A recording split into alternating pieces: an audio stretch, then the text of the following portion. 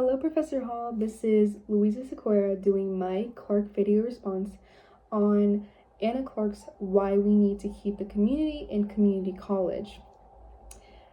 In this video, I will be answering the prompts that you have given us based on this text, specifically pertaining to, as the title will suggest, why we need to keep community in community colleges and why universities have been removing the community in what are known as community colleges over the years and over this over the decade. Sorry. Okay, so the very first question that you have asked us to answer is, what is the author's thesis or main idea about the community college? And Anna Clark's thesis was very clear to me when I read this. And it was basically that there is a huge stigma surrounding community college, and changing the name of an institution isn't going to make it better or change that in any way. So this was very clear to me because what Anna was basically saying is that community colleges are what is known as traditionally a community college, has been taking the community out of their name to seem more appealing to more people. Anna makes it very clear that this isn't something that is good, because it kind of reinforces that stigma that is already very present about community colleges, that we should almost be embarrassed of the fact that we're going to a community college, which is ridiculous on many levels. The reason that I believe that this is Anna Clark's thesis is because she has two parents that went to community college in Michigan, not at the same time, because of their other priorities, like they were raising two children and they were also trying to support those children with their jobs, of course. So I think that this is kind of something that kind of hits close to home, because of the fact that I think that, of course, my parents didn't go to community college, but if I kind of grew up in poverty, like she has stated in her essay, and my parents did something to change that, like furthering their education, I would never be embarrassed of the fact that my parents did that to achieve what they have now. She's mentioned that both of her parents went to a community college and then got jobs that paid more and helped support her family. So in my opinion, this is something that probably hits very close to home. One quote from the essay that helped to solidify this idea in my mind, that this is the reason that she has chosen this thesis, is on page 600, and it goes as follows. It is not a coincidence that my parents are the only people I've witnessed who have worked their way out of poverty. So this is a very powerful quote from her article, because of the fact that it shows how much community college has the ability to change your life and advance your future and of course, her parents did it to further their financial situation, to change it and to get better jobs. But that's exactly what happened. People are so quick to look down on people who go to community college, but why would you ever look down on someone who is trying to further their education, further their future? Okay, so the next question that you have asked us to answer, Professor Hall, is, how does the author support the thesis? Well, Anna Clark supports her thesis in this essay by providing numerous examples of how colleges or community colleges will take the college out of their name as to make it more appealing to different people. She also provides numerous examples of how people have felt ashamed to go to community colleges. A quote that I found stood out to me when I was trying to see how Anna Clark supported her thesis it can be found on page 602. And it goes as follows. As well, the welcoming to all nature of these schools can be disparaged with unfortunate nicknames. LMC, for example, is derided as last minute college.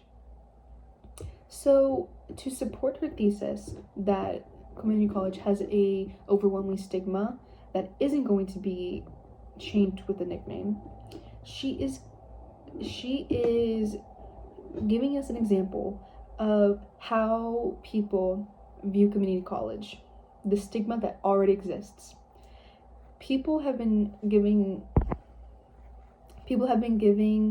community colleges nicknames for years to kind of try to prove that they are lesser than, which is completely false and inaccurate.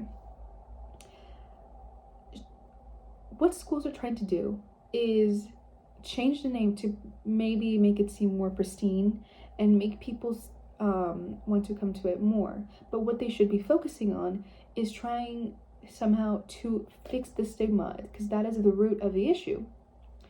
What they should be doing is telling people that no matter where you start, or if you know what I mean, like no matter what people, like how people are seeking education, it's never embarrassing, because it's not. People shouldn't be ashamed to tell others where they're going, and people shouldn't look down on other people for where they are seeking to get a better education and further their future. The third question that you've asked us to answer is, do you agree or disagree with the author's thesis or main idea? And as you may be able to tell based on what I have said prior to this question, I do completely agree with her message and what she's trying to convey to us. Going to a community college, even though it's not in the name, which I think you mentioned in class, which I feel like is foreshadowing to this assignment, because I remember you mentioned that Palm Beach State at its heart is a community college, even though community is not in its name. But going to a community college, I've kind of experienced this stigma firsthand, which was kind of confusing to me at first, and I was like, okay, because I would be talking to people, especially since I was a senior last year, or a couple months ago I was a senior in high school, and people would ask me, "Oh, Louisa, where are you going?" And I would be like, "Oh, I'm gonna Palm Beach State," and I wouldn't look upset. Maybe that's why people were caught off guard. But people would be like, but I think that the most offending one would be when people would look at me and be like, "And there's nothing wrong with that," because it's so incredibly backhanded, and it's so weirdly rude, because I guess you can't really be mad at that because people just have always thought this. I guess it's like now I think it's just funny that people would say that. But I've even before reading this article, I've always observed this stigma firsthand, even because people really do think that, like, some people will really look at you and think that you're somehow beneath them for not attending a 4-year college. And whether someone is transferring or they're not transferring, because in my case, people would look at me and go, "Oh, but you're transferring, right?" And I'd be like, well, if I am or if I'm not, it doesn't really matter, because it doesn't take away from the fact that it is higher education, and that's all it is.